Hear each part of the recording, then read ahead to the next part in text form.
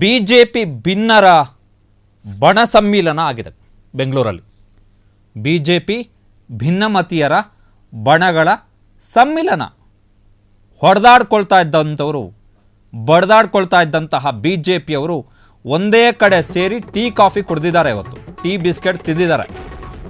ಬೆಂಗಳೂರಲ್ಲಿ ಬಿಜೆಪಿ ಭಿನ್ನರ ಬಣ ಸಮ್ಮಿಲನ ಆಗಿದೆ. ದೆಹಲಿಯಿಂದ ವಾಪಸ್ ಆಗ್ತಾ ಇದ್ದ ಹಾಗೆ ಬೆಂಗಳೂರಲ್ಲಿ ಬಿಜೆಪಿ ನಾಯಕರ, ಬಿಜೆಪಿ ಭಿನ್ನರು, ಆ ಬಣದವರು ಈ ಬಣದವರು ಇಬ್ಬರೂ ಸೇರಿಕೊಂಡು ಇವತ್ತು ಟೀ ಬಿಸ್ಕೆಟ್ ತಿಂದಿದ್ದಾರೆ.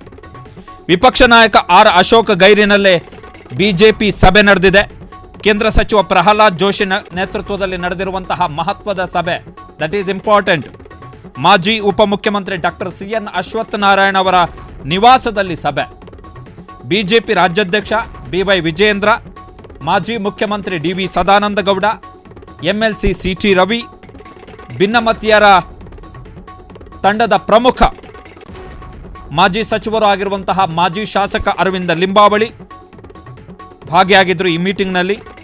ಕಾರ್ಕಳ ವಿಧಾನಸಭಾ ಕ್ಷೇತ್ರದ ಶಾಸಕ ಸುನಿಲ್ ಕುಮಾರ್, ಎಂಎಲ್ಸಿ ರವಿಕುಮಾರ್ ಕೂಡ ಈ ಸಭೆಯಲ್ಲಿ ಭಾಗಿಯಾಗಿದ್ದರು. ವಿಜಯೇಂದ್ರ ವಿರೋಧಿ ಬಣದ ಪ್ರಮುಖರಾಗಿರುವಂತಹ ಅರವಿಂದ ಲಿಂಬಾವಳಿ ಮೊನ್ನೆಯಷ್ಟೇ ದೆಹಲಿಗೆ ಹೋಗಿ ಬಂದಿದ್ರು. ವಿಜಯೇಂದ್ರ 3 ದಿನದಿಂದ ದೆಹಲಿಯಲ್ಲೇ ಉಳಿದುಕೊಂಡಿದ್ದಂತಹ ವಿಪಕ್ಷ ನಾಯಕ ಆರ್ ಅಶೋಕ್ ಬಿಜೆಪಿ ರಾಜ್ಯಾಧ್ಯಕ್ಷರ ಬದಲಾವಣೆ, ವಿಪಕ್ಷ ನಾಯಕರ ಬದಲಾವಣೆಯ ಚರ್ಚೆಯ ಬೆನ್ನಲ್ಲೇ ಈ ಸಭೆ ನಡೆದಿದೆ. ಭಿನ್ನರು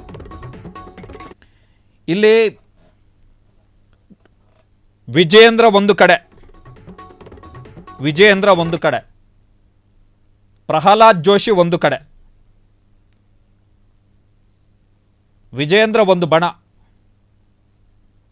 ಪ್ರಹ್ಲಾದ್ ಜೋಶಿ ಯಾರ ಬಣಕ್ಕೂ ಇಲ್ಲ, ಆದರೆ ಅವರು ವಿಜಯೇಂದ್ರ ವಿರೋಧಿ ಬಣದಲ್ಲಿ, ಅವರಿಗೆ ವಿಜಯೇಂದ್ರ ವಿರೋಧಿ ಬಣದ ಒಂದು ಪರೋಕ್ಷ ನಾಯಕ ಪ್ರಹ್ಲಾದ್ ಜೋಶಿ. ಡಾಕ್ಟರ್ ಸಿಎನ್ ಅಶ್ವತ್ಥನಾರಾಯಣ್ ನಿವಾಸದಲ್ಲಿ ನಡೆದಿರುವಂತಹ ಸಭೆ, ಆ ಸಭೆಯ ನೇತೃತ್ವವನ್ನು ವಹಿಸಿರುವಂಥದ್ದು ಕೇಂದ್ರ ಸಚಿವ ಪ್ರಹ್ಲಾದ್ ಜೋಶಿ. ಆ ಸಭೆಯಲ್ಲಿ ಅರವಿಂದ ಲಿಂಬಾವಳಿ ಭಾಗಿಯಾಗಿದ್ದಾರೆ, very important. City Ravi Vijayendra ವಿರೋಧಿ ಬಣದಲ್ಲಿರುವಂತಹ ನಾಯಕ, ಈಗ ಅಷ್ಟು ಮಾತಾಡ್ತಿಲ್ಲ ಸಿಟಿ ರವಿ.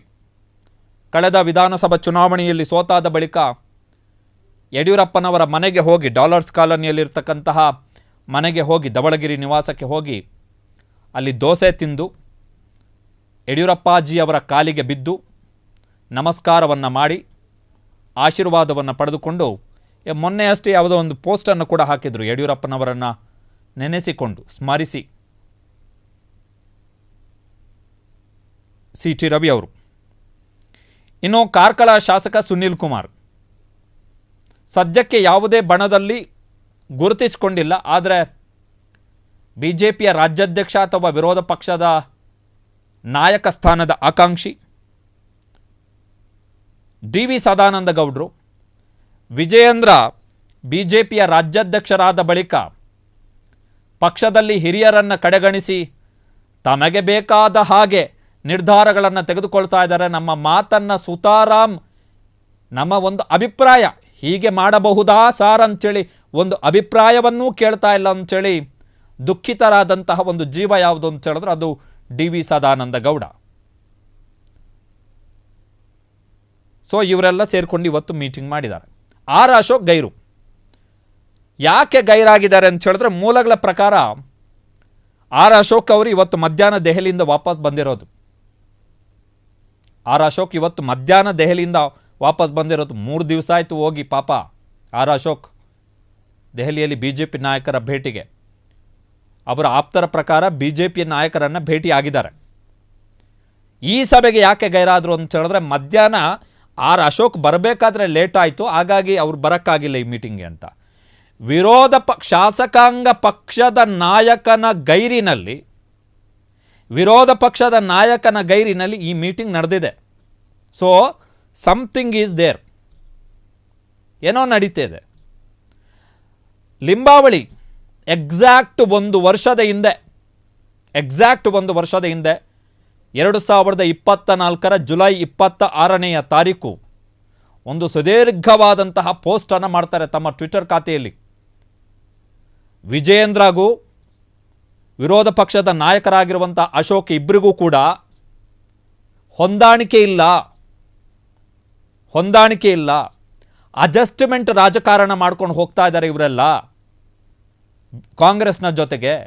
ಕರ್ನಾಟಕದಲ್ಲಿ ಇಷ್ಟು ಗಂಭೀರ ಸಮಸ್ಯೆಗಳಿದ್ದರೆ ಅದನ್ನು ಜನಕ್ಕೆ ಮುಟ್ಟಿಸುವ ರೀತಿಯಲ್ಲಿ ಹೋರಾಟ ಮಾಡಬೇಕಿತ್ತು. ಆದರೆ ಅದು ಪಕ್ಷದ ರಾಜ್ಯಾಧ್ಯಕ್ಷರು ಆಗಿರುವಂಥ ಒಬ್ಬ MLA ವಿಜಯೇಂದ್ರ ಮತ್ತು ವಿರೋಧ ಪಕ್ಷದ ನಾಯಕ ಆರ್ ಅಶೋಕ್ ಇಬ್ಬರ ಕೈಯಲ್ಲೂ ಕೂಡ ಆಗ್ತಾ ಇಲ್ಲ ಅಂಥೇಳಿ ಅರವಿಂದ ಲಿಂಬಾವಳಿ ಅವರು ಎಕ್ಸಾಕ್ಟ್ 1 ವರ್ಷದ ಹಿಂದೆ ಜುಲೈ 26ನೇ ತಾರೀಕು ಕಳೆದ ವರ್ಷ ಟ್ವೀಟನ್ನು ಮಾಡಿದರು.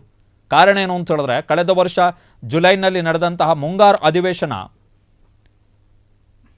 ಮುಂದೂಡಿಕೆ ಆಯಿತು, ಅವಧಿಗೂ ಮೊದಲೇ ಮುಂದೂಡಿಕೆ ಆಗ್ಬಿಡ್ತು, ಡಮ್ಮಿ ಪೀಸ್ ಆಗ್ಬಿಟ್ರು. ಆಗ ವಿಜಯೇಂದ್ರ ಮತ್ತು ಆರ್ ಅಶೋಕ್ ಇಬ್ಬರು ಕೂಡ ಸದನದ ಒಳಗಡೆ. ಅದನ್ನು ನೋಡಿ ಕೆರಳಿ ಅರವಿಂದ ಲಿಂಬಾವಳಿ ಅವರು ಟ್ವೀಟನ್ನು ಮಾಡಿದರು. ಆ ಅರವಿಂದ ಲಿಂಬಾವಳಿ ಅವರ ಜೊತೆಗೆ ಇವತ್ತು ಮೀಟಿಂಗ್ ಮಾಡಲಾಗಿದೆ. ಪ್ರಹ್ಲಾದ್ ಜೋಶಿ ನೇತೃತ್ವ. ಪ್ರಹ್ಲಾದ್ ಜೋಶಿ ಮತ್ತು HD ಕುಮಾರಸ್ವಾಮಿ ದೆಹಲಿಯ ರಾಜಕಾರಣದ ವಿಚಾರಕ್ಕೆ ಬಂದಂತಹ ಸಂದರ್ಭದಲ್ಲಿ ತುಂಬ ಕ್ಲೋಸ್ ಆಗಿದ್ದಾರೆ. ಎಲ್ಲ ಕಾಲದ ಮಹಿಮೆ ಅಷ್ಟೇ, ಏನೂ ಇಲ್ಲ. ಅದನ್ನು ಹೊರತುಪಡಿಸಿದ್ರೆ ಏನೂ ಇಲ್ಲ, ಕಾಲದ ಮಹಿಮೆ. ಪ್ರಹ್ಲಾದ್ ಜೋಶಿ ಅವರನ್ನು ಪೇಶ್ವೆ ಬ್ರಾಹ್ಮಣ ಅಂತ ಕರೆದಿದ್ರು HD ಕುಮಾರಸ್ವಾಮಿ. ಬಟ್ ಅದೇ ಪ್ರಹ್ಲಾದ್ ಜೋಶಿ ಅವರ ಜೊತೆಗೆ HD ಕುಮಾರಸ್ವಾಮಿ ಈಗ ತುಂಬ ಚೆನ್ನಾಗಿದ್ದಾರೆ. ಇದೇ ಅಶೋಕ್, ಇದೇ ವಿಜಯೇಂದ್ರ ವಿರುದ್ಧ HD ಕುಮಾರಸ್ವಾಮಿ ಅಸಮಾಧಾನಿತರಾಗಿದ್ದಾರೆ. ಇದೇ ಪ್ರಹ್ಲಾದ್ ಜೋಶಿ ಅವರ ನೇತೃತ್ವದಲ್ಲಿ ಇವತ್ತು ಡಾಕ್ಟರ್ CN ಅಶ್ವತ್ಥನಾರಾಯಣ ಅವರ ನಿವಾಸದಲ್ಲಿ ಸಭೆ ನಡೆದಿದೆ. ಆ ಸಭೆಗೆ ಅರವಿಂದ ಲಿಂಬಾವಳಿ ಬಂದಿದ್ದಾರೆ, ವಿರೋಧ ಪಕ್ಷದ ನಾಯಕ ಆರ್ ಅಶೋಕ್ ಬಂದಿಲ್ಲ. ವಿಚಿತ್ರಗಳಿದು. ಏನೋ something is going to happen.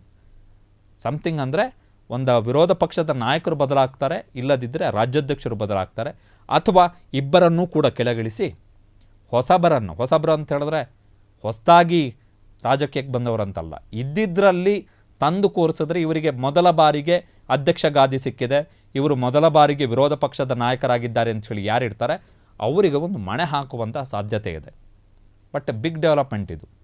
Pralhad Joshi ಅವರ ನೇತೃತ್ವದಲ್ಲಿ ಡಾಕ್ಟರ್ CN ಅಶ್ವತ್ಥನಾರಾಯಣ ಅವರ ಮನೆಯಲ್ಲಿ BJP ಭಿನ್ನ ಘಟಕ ನಾಯಕರು ಸಮ್ಮಿಲನ ಆಗಿದ್ದಾರೆ. ಏನು ಮಾತಾಡ್ತಾರೆ, ಏನು ನಿರ್ಧಾರಗಳನ್ನು ಕೈಗೊಳ್ಳುತ್ತಾರೆ ನೋಡಬೇಕು.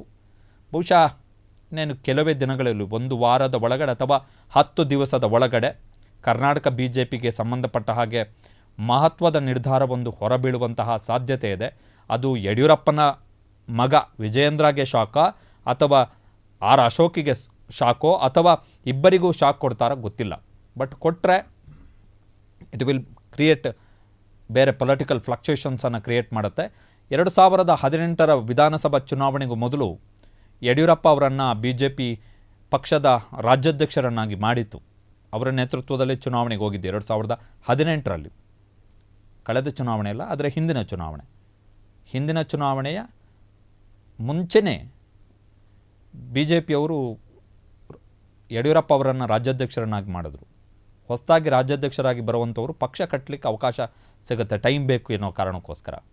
ಸೊ ಅಂಥದ್ದೊಂದು ಬದಲಾವಣೆಗಳನ್ನು ಮಾಡುವಂತಹ ಸಾಧ್ಯತೆ ಇದೆ. ಪ್ರಹ್ಲಾದ್ ಜೋಶಿ ಅವರ ನೇತೃತ್ವದಲ್ಲಿ ನಡೆದಿರುವಂತಹ ಸಭೆ ಆಗಿರೋದ್ರಿಂದ ಪ್ರಹ್ಲಾದ್ ಜೋಶಿ ಕೆಲ ದಿನಗಳ ಹಿಂದೆ BJPಯ ಮುಖ್ಯ ಕಚೇರಿ ಜಗನ್ನಾಥ ಭವನ ಏನಿದೆ, ಕರ್ನಾಟಕ BJPಯ ಮುಖ್ಯ ಕಚೇರಿ, ಅಲ್ಲಿ ರಮೇಶ್ ಜಾರಕಿಹೊಳಿ ಅವರನ್ನು ಕರೆಸಿ ಮಾತನಾಡಿದರು, ಕುಮಾರ್ ಬಂಗಾರಪ್ಪ ಅವರನ್ನು ಕರೆಸಿ ಮಾತನಾಡಿದರು, RSS ನಾಯಕರನ್ನು ಕರೆಸಿ ಮಾತನಾಡಿದರು.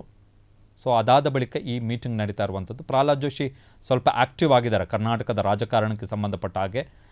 ಯಡಿಯೂರಪ್ಪನವರು ರಾಜಕೀಯ ವಿಶ್ರಾಂತಿಯನ್ನು ತೆಗೆದುಕೊಂಡ ಬಳಿಕ ಸೊ ಏನು ಡೆವಲಪ್ಮೆಂಟ್ ಆಗುತ್ತೆ, ಏನು ಬಿಗ್ ಡಿಸಿಷನ್ ತಗೋತಾರೆ, ಅಥವಾ ಇಲ್ಲ ಇವರನ್ನೇ ಮುಂದುವರಿಸಿ ಇವರ ನಾಯಕತ್ವದ ಮೇಲೆ ನಮಗೆ ನಂಬಿಕೆ ಇದೆ ಅಂಥೇಳಿ ತೇಪೆ ಹಚ್ಚುವಂಥ ಕಾರ್ಯಕ್ರಮವನ್ನು BJPಯ ರಾಷ್ಟ್ರೀಯ ನಾಯಕರು ಅಂದರೆ ಮೋದಿ, ಅಮಿತ್ ಶಾ ಇವರಿಬ್ಬರೇ ನಿರ್ಧಾರ ತೆಗೆದುಕೊಳ್ಳುವಂಥವ್ರು. ಅಂಥದ್ದೊಂದು ನಿರ್ಧಾರವನ್ನು ತೆಗೆದುಕೊಳ್ತಾರ ನೋಡಬೇಕು.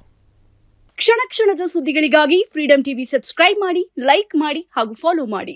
ಹೊಸ ಸುದ್ದಿಗಳ ನೋಟಿಫಿಕೇಶನ್ಗಾಗಿ ಬೆಲ್ ಐಕಾನ್ ಮೇಲೆ ಕ್ಲಿಕ್ ಮಾಡಿ.